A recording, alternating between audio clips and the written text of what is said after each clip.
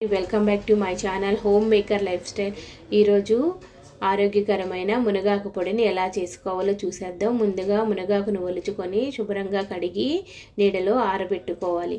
వీటికి కావలసినటి మినపప్పు, ధనియాలు, శనగపప్పు, జీలకర్ర, నువ్వులు, వెల్లుల్లిపాయ, చింతపండు, ఉప్పు, ఎండుమిరపకాయలు.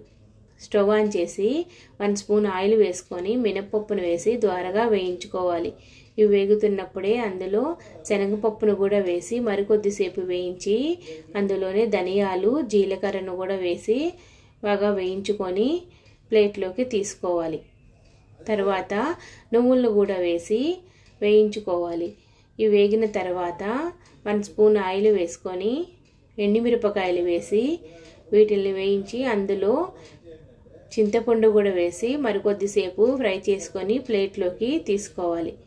ఇప్పుడు మునగాకుకి 1 స్పూన్ ఆయిల్ వేసుకొని వీటిని బాగా ఫ్రై చేసుకోవాలి. సిమ్లోనే క్రంచీగా వచ్చేంత వరకు స్లోగా సిమ్లోనే ఫ్రై చేసుకుంటూ ఉండాలి. ఇవి బాగా చల్లారిన తర్వాత మిక్సీ జార్లో ముందుగా మనము ఫ్రై చేసి పెట్టుకున్న పోపు దినుసులు, ఎండుమిర్చి, రుచికి సరిపడిన సాల్ట్ వేసి బరకగా గ్రైండ్ చేసుకోవాలి. తర్వాత ఈ మునగాకును కూడా వేసుకొని మరొకసారి గ్రైండ్ చేసుకొని వెల్లుల్లిపాయ, పట్ట, లవంగాలు, మిరియాలు వేసుకొని మరొకసారి మిక్సీ పట్టుకోవాలి. అంతేనండి, కమ్మనైన మునగాకు పొడి రెడీ. దీనిని ఎయిర్ టైట్ బాటిల్లో వేసుకొని స్టోర్ చేసుకుంటే 2-3 మంత్స్ నిల్వ ఉంటుందండి. ప్రతిరోజు వేడివేడి అన్నంలో 1 స్పూను మునగాకు పొడి వేసుకొని నెయ్యి వేసుకొని తింటే ఆరోగ్యానికి చాలా మంచిది.